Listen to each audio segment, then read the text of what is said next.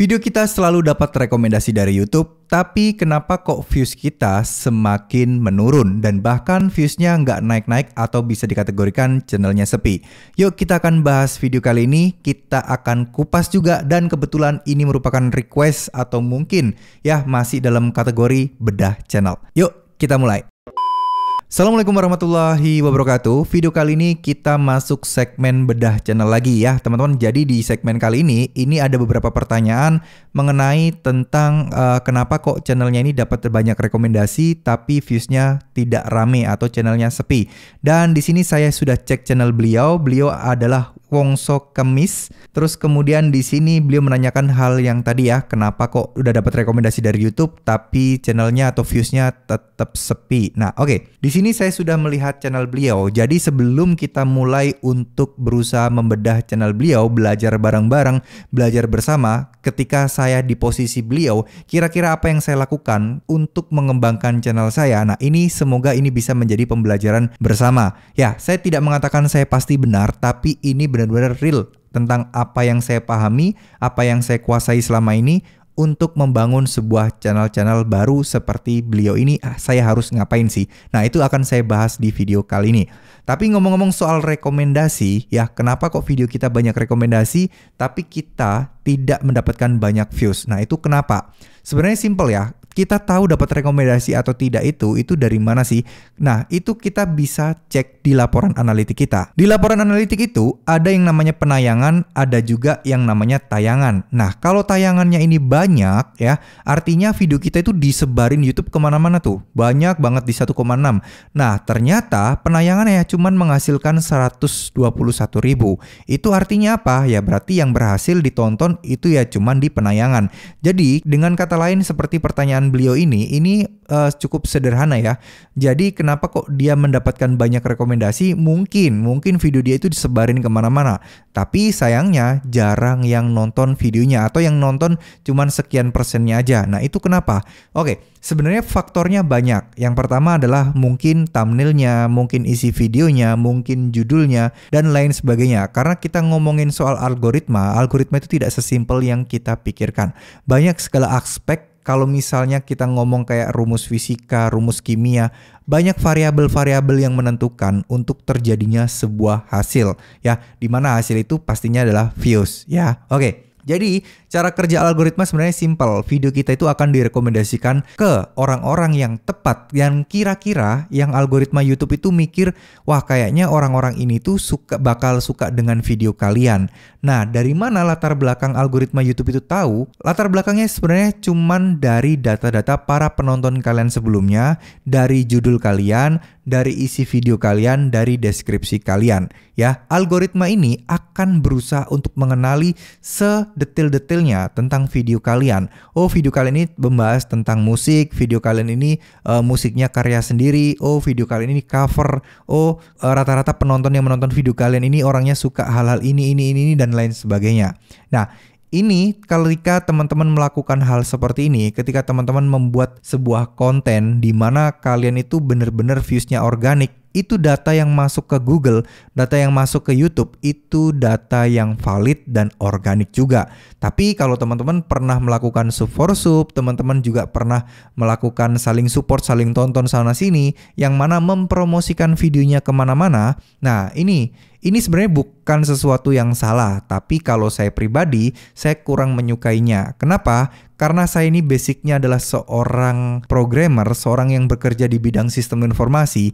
Apapun yang kita inputkan itu akan menentukan outputnya. Dimana ketika input diproses terus kemudian keluar output dan outputnya salah, itu akan jadi bermasalah juga. Jadi sebenarnya prosesnya adalah di input juga. Jadi kalau data yang kalian berikan di algoritma Google itu merupakan data organik, oh orang-orang yang suka itu yang kayak gini loh. Nah, ini nih. Orang-orang seperti ini yang akan dicatat oleh algoritma. Oke, Ngomong-ngomong soal channel dari Bang Wongso Kemis ini ya, ini merupakan sebuah channel yang saya sudah perhatikan sebenarnya cukup oke ya, konten-kontennya cukup menarik, yaitu cover lagu sendiri dan lagunya pun banyak yang enak-enak juga. Cuman ada beberapa yang mungkin perlu dikoreksi kalau misalnya saya jadi beliau ya. Ini bukan saya berarti mengajari beliau, enggak, bukan saya berarti menyuruh beliau, enggak ya, jangan disalahartikan. Tapi kalau misalnya saya jadi beliau, kira-kira apa sih yang saya kerjakan? Jadi setidaknya ini bisa menjadikan pemahaman teman-teman, wawasan teman-teman, dan setidaknya teman-teman itu mengerti alur kerja saya bagaimana, pola pikir saya bagaimana, perspektif saya menghadapi sesuatu tuh bagaimana. Ya, mungkin kalau ada positif silakan diambil, yang negatif tinggalkan aja ya. Oke. Di sini subscriber beliau sudah 1000 dan ini cukup lumayan ya. Tapi nggak tahu apakah jam tayang sudah tercapai. Kita akan cek ya apakah channel ini sudah monet atau belum. Nah ternyata belum ya, kemungkinan jam tayangnya kurang. Kok bisa sih bang channel subscribernya sudah terpenuhi jam tayang kurang? Ada beberapa penyebab. Bisa jadi ya, saya bukan menuduh, saya juga bukan ngejudge, enggak. Tapi ini secara umum aja, bukan channel Wongso Kemis ya teman-teman. Ada yang subscribernya cepat itu karena ada yang beli, ada juga yang sub for sub, ada yang saling support. Dimana harusnya ya kalau dari awal itu organik, alami, untuk mendapatkan 1000 subscriber itu harusnya nggak selisih jauh nih antara subscriber dan jam tayang. Kecuali konten anak. Konten anak itu cenderung jumlah jam tayang itu lebih cepat. Karena kan kita tahu kan banyak anak-anak sekarang itu yang nonton YouTube itu nontonnya di TV. Jadi mereka kemungkinan kecil akan subscribe melalui TV-nya. Ya mungkin beberapa masih di HP. Nah itu mungkin masih bisa nggak sengaja kepencet lah. Atau memang sengaja sama orang tuanya dipencet subscribe lah biar gampang nyarinya lah. Banyak faktor dan banyak hal di dalamnya ya. Oke, jadi beliau sudah mendapatkan 1000 subscriber, total video 181 termasuk shortnya. Tapi kalau di sini coba deh saya akan lihat apakah shortnya banyak atau tidak. Shortnya nggak terlalu banyak. Di sini kita akan cek juga video paling populer beliau ini 3,5 ribu. Ya, ini tentang relief-relief seperti ini. Nah, kita akan coba deh. Ini awalnya beliau bikin tema tentang relief seperti ini, tapi ya memang ada musik-musiknya ya. Coba kita akan lihat. Nah, cuman relief-relief seperti ini tapi yang nonton banyak. Nah, kan kalian pasti heran kan? Kenapa ya kok kita bikin konten-konten yang ada artinya, kemudian ada penjelasannya, malah yang rame itu kadang nggak kita duga-duga gitu loh. Nah, memang seperti itu algoritma. Ketika YouTube menyebarkan video kalian dan kemungkinan orang-orang menyukainya itu lebih tinggi, maka YouTube akan semakin gencar tuh men-share video-video kalian sehingga akan menjadi semakin banyak penontonnya juga. Dari beberapa hal yang saya tonton di sini, ya mungkin akan ada sedikit kalau saya menjadi beliau, mungkin lebih kepada ini ya, soal thumbnail dan soal judul. Jadi sebenarnya judul juga selamat berbuka puasa, ambil yang manis-manis. Nah, judul-judul seperti ini itu akan sangat efektif ketika kita sudah mempunyai penonton setia. Anggap aja kalau 1000 subscriber ini penonton setia semua, itu udah jauh lebih cukup loh untuk mendapatkan ribuan views ya teman-teman. Nah, gini, kita harus sadar betul, kita ini siapa? Yang pertama, kita apa yang bisa kita jual dalam tanda kutip ya dari diri kita yang membuat penonton tertarik pada diri kita. Ini harus teman-teman catat dan teman-teman harus bisa menemukan jawabannya sendiri. Dan teman-teman harus tahu target market teman-teman itu siapa. Ya, ini penting banget. Target market itu berarti kayak gimana sih? Nah, saya jujur aja nggak ngerti ya target market untuk konten cover musik dengan ciptaan lagu sendiri karena saya memang belum pernah bikin konten seperti ini dan saya juga nggak bisa bermain musik. Nah, intinya teman-teman harus cari kompetitor atau ya mungkin nggak usah anggap ngomong kompetitor lah. Channel-channel yang membahas hal serupa, cara serupa, mirip-mirip seperti channel kalian. Kira-kira itu mereka target marketnya gimana? Teman-teman bisa baca komentarnya, teman-teman bisa belajar bagaimana cara beliau itu untuk memahami sebuah konten. Nah, itu teman-teman harus pahami dan harus pelajari. Catat aja di buku tulis, lalu teman-teman list, jawab deh. Apa, targetnya apa. Karena target itu penting ya teman-teman ya, dimana kalian itu tidak akan kehabisan ide. Yang pertama, kalau kalian tahu targetnya, karena kalian akan tahu, oh penonton saya itu orang yang kayak gini loh. Jadi kalian tahu, kira-kira mereka itu pasti sukanya yang kayak gini, kayak gini, kayak gini, kayak gini. Sehingga dalam artian lain kalian menemukan winning konten kalian. Sebagai contoh gini, sebuah channel YouTube yang menampilkan masak ya, memasak. Tapi ternyata para penontonnya itu banyak yang suka ketika memasak makanan ikan-ikanan. Ternyata di video tersebut itu penonton lebih suka bagaimana cara dia mengolah ikannya, terus membersihkan ikannya. Nah, ternyata video tersebut, ternyata channel tersebut audiensnya banyak yang suka proses pengolahan ikan. Nah, itulah yang akan bisa membuat kalian untuk memberikan atau membuat efek bola salju di sana. Ya besok bikin konten yang mungkin cenderung banyak pengolahan ikannya kayak gitu ya. Jadi orang itu terhibur dari sana. Nah ini penting sekali untuk channel-channel baru pemula awal-awal akan sangat sulit sekali ya untuk konten-konten seperti ini untuk bisa berkembang dengan cepat kalau memang teman-teman itu tidak ada sesuatu yang memang orang itu langsung wah apaan nih, wah hebat banget nih. Nah kayak gitu ya. Jadi buat teman-teman yang masih pemula nggak perlu berkecil hati. Buat yang nggak punya skill apapun pun bisa. Tapi kalian harus memanfaatkan dan sedikit menggunakan dalam tanda kutip internet marketing atau digital marketing. Ya ini memang agak sulit dipelajari tapi bukan hal yang mustahil untuk dipelajari. Pelan-pelan saja. Sedikit tips ya sebagai contoh untuk channel beliau ini kan beliau memanfaatkan Ida Dayaknya yang memang lagi populer dan lagi rame-ramenya. Gak ada salahnya loh di sesuatu yang lagi viral saat ini dan memang punya keahlian di sana selalu memforsir konten-konten Ida Dayak. Nah untuk urusan thumbnail, nah teman-teman mungkin perlu sedikit clickbait tapi yang wajar dan masih diperbolehkan oleh YouTube ya. Lagu khusus untuk Ida Dayak gitu ya, lagu spesial favorit Ida Dayak atau apapun itulah yang membuat orang itu, para penonton Ida Dayak, para orang-orang yang kepoin tentang Ida Dayak akan mendapatkan rekomendasi video kalian di sana. Dan kalau sudah mendapatkan rekomendasi, tugas kalian cuma simple, bikin video sebaik-baiknya yang mana disukai oleh penonton ya. Saya ngomong kayak gini bukan berarti saya mengejudge videonya jelek, enggak. Tapi semua itu butuh proses ya.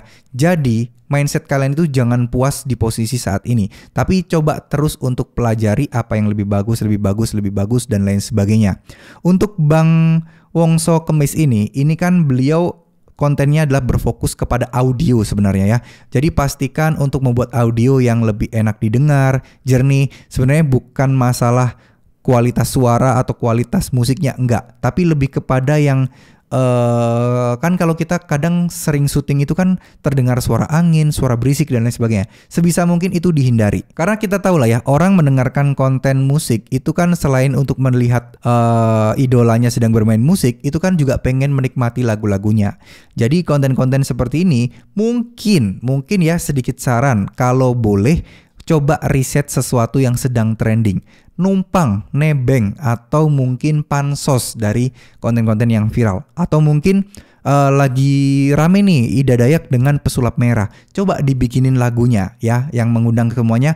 Pajang foto Ida Dayak dan pajang foto kira-kira pesulap merahnya.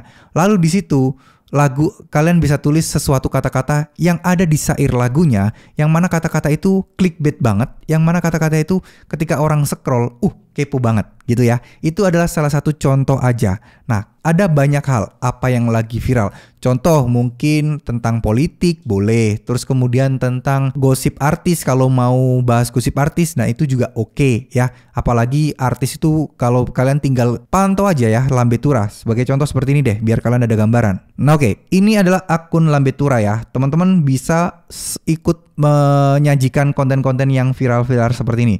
Contoh Sandi Aulia, terus kemudian di sini ada dokter muda cekcok dan lain sebagainya. Itu bisa kalian jadikan sebuah lagu ya. Jadi mungkin kalau Bang Wongso Kemis ini tertarik dengan lagu-lagu seperti itu, dengan tema-tema seperti itu yang tentunya akan sangat menarik. Jadi seakan-akan membuat konten berita tapi disajikan dengan musik ciptaan sendiri ya, yang syair-syairnya mengandung isi berita yang mungkin lebih kreatif dan lain sebagainya. Itu akan menjadi daya tarik tersendiri ya untuk konten-konten seperti ini. Ya memang agak sulit karena kan harus selalu ngikuti berita yang trending, tapi nggak ada salahnya untuk dicoba ya. Untuk masalah judul kalau bisa dirapikan aja ya. Contoh kayak gini tulisan kecil semua ya nggak apa-apa sih, tapi saya lebih suka itu biasanya ya kalau nggak huruf besar semua, lebih baik huruf besar di depan, sisanya kecil. Itu akan terlihat lebih enak untuk dibaca ya, secara psikologis tentunya. Oke, terus untuk kayak gini ya, nah ini kita akan cek ya kontennya kayak gini. Saya tidak tahu ya Bang Wongso Kemis ini ngeditnya pakai apa. Nah saran saya ini kayaknya mungkin efek ya Bang ya untuk ngeblur-ngeblurnya. Nah kalau bisa nggak usah di blur Bang, maksudnya nggak usah dikasih efek-efek blur. Nah kayak gini ini juga nggak perlu ditampilin juga nggak masalah. Kalau mungkin mau, Abang bisa bikin logo, cari di Canva itu banyak logonya ya, untuk ciri khas aja. Nah kayak gini ini sebenarnya sebuah skill yang menarik juga loh sebenarnya untuk disajikan. Cuman memang bedanya ya keterbatasan di device. Tapi bukan itu poin saya. Mungkin lebih ke arah kecerahan cahaya aja dulu sama audio. Nah ketika saya mendengarkan ini, audionya itu terdengar samar-samar, sehingga orang kalau menontonnya itu agak kurang jelas gitu ya Bang ya. Agak terlihat banyak musik-musik kayak suara-suara angin, kemersek dan lain sebagainya. Mungkin kalau ada rezeki bisa, atau mungkin HP-nya mungkin pakai HP yang lain ya, HP adiknya, temennya, istrinya, untuk di voice note atau perekam suara ditaruh didekatkan di sini aja. Karena ini kayaknya untuk audionya dari HP, sehingga banyak terdistrupsi dari suara-suara yang lain ya. Oke, ini nggak apa-apa. Kalau kayak gini dulu nggak apa-apa. Saya sangat senang dan apresiasi banget orang-orang yang sudah upload dengan keterbatasan apapun. Insya Allah pasti akan sukses. Tapi selalu berusaha, jangan puas dengan apa yang didapat saat ini ya. Hasil videonya seperti ini nggak apa-apa. Nanti mikir bertahap, saya besok harus bikin lebih baik lagi, lebih baik lagi ya. Mungkin bisa jadi ada saran ya, ada saran kalau pengen suara lebih bagus lagi. Jadi untuk Bang Wongso Kermis itu mungkin bisa pakai alternatif yang kedua. Mungkin di siang hari ketika cahaya matahari terik dan ketika cahaya terang bisa direkam saat itu. Tapi kayak semacam dubbing aja ya. Nah suaranya nanti di kamar yang tertutup rapet terus direkam. Jadi seakan-akan kayak ngedubbing gitu loh. Kayak lip sync ya. Jadi kayak lip sync. Jadi bisa menampilkan visual yang bagus, namun juga bisa memberikan suara yang maksimal juga. Ngakalinnya mungkin bisa seperti itu ya. Jadi bisa memanfaatkan video-video footage juga. Ketika ada berita nampilin foto artisnya. Nah itu akan bisa mempercepat ya. Ini kalau saya lebih suka memanfaatkan sesuatu yang trending. Tapi kadang seniman-seniman seperti beliau ini, kebanyakan kan teman-teman seniman itu idealis ya. Pengen hasil yang berjiwa seni, pengen sesuatu yang menurut mereka sempurna. Nah itu nggak apa-apa sih sebenarnya, bukan hal yang salah. Tapi ya butuh waktu. Gitu aja ya Bang ya. Harus sabar, terus harus mendapatkan penonton setia tahap demi tahap, sehari satu gitu. Prosesnya kayak gitu. Beda cerita kalau kita memanfaatkan konten yang sedang viral. Beda ya. Kenapa? Karena dengan memanfaatkan konten yang sedang viral itu tentunya akan membuat video kita itu banyak kemungkinan untuk ditemukan orang dan ditonton orang. Nah, kalau udah ketemu terus mereka suka video kita, mereka bisa menjadi penonton setia kita. Jadi YouTube itu nggak cuma bikin konten upload ya, tapi kita harus memikirkan penonton kita itu sukanya apa, target market kita itu seperti apa ya. Lalu untuk masalah thumbnail, saya sarankan untuk Bang Wongso mungkin bisa menggunakan Canva aja untuk masalah teks-teksnya kayak gini ya. Canva itu ada kok aplikasi di HP ya. Nih ya, sebagai contoh seperti ini ya Bang ya, di sini ada yang namanya YouTube thumbnail, ketik aja di sini YouTube. Nanti akan ada pilihan YouTube banner, YouTube logo. Nah, coba kalau belum ketemu YouTube thumbnail kayak gini. Nah, YouTube thumbnail seperti ini ya, Bang ya.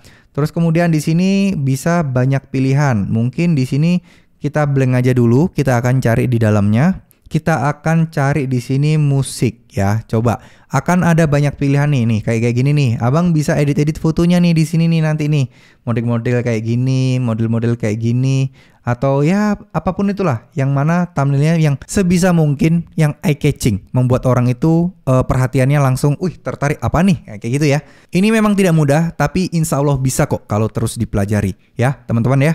Jadi mungkin segitu dulu video kali ini. Mungkin buat teman-teman ada saran ya, kalau misalnya saya bikin konten bedah channel ini kayak gini nih, setuju nggak kalian? Kalau misalnya setuju, kira-kira apa yang kurang yang harus saya sampaikan, silahkan tulis di kolom komentar ya. Biar kedepannya saya bisa lebih maksimal lagi, lebih sesuai dengan apa yang teman-teman harapkan untuk konten bedah channel teman-teman sekalian ya. Silahkan aja tulis di kolom komentar juga mungkin yang pengen channelnya saya bedah. Dan di sini saya tidak bermaksud untuk menggurui. Sekali lagi saya ingin disclaimer, saya tidak bermaksud untuk menyuruh memerintah atau sok jago atau sok keren, enggak. Tapi ya ini perspektif saya aja ketika saya mengerjakan sebuah channel itu seperti apa ya. Dan satu hal lagi juga, saya juga di sini berdasarkan pengalaman saya yang sudah bangun 6 channel lebih dan insya Allah semuanya jalan dan baik-baik saja ya. Itu yang saya jadikan acuan untuk memberikan saran, melakukan bedah channel. Bukan apa-apa ya. Di sini kan tujuan kita kan nyari uang dari YouTube ya, bukan nyari views. Ya, views setara dengan uang. Ya, semakin banyak penonton, semakin banyak uang yang kalian dapatkan. Tapi nggak semua konten yang banyak penontonnya, uangnya juga lebih banyak dari konten yang penontonnya sepi. Oke, semoga video ini bisa bermanfaat. Terima kasih. Mohon maaf untuk Bang Wongso Kemis jika saya ada salah-salah kata. Semoga channelnya bisa terus berkembang, semoga bisa terus meningkatkan dan berusaha untuk mencari jalan yang organik-organik saja. Karena percuma kalau kita memperhatikan dan fokus di rekomendasi, fokus di algoritma, tapi kalau channel kita masih belum bisa sesuai dengan harapan target penonton kita. Terima kasih. Wassalamualaikum warahmatullahi wabarakatuh.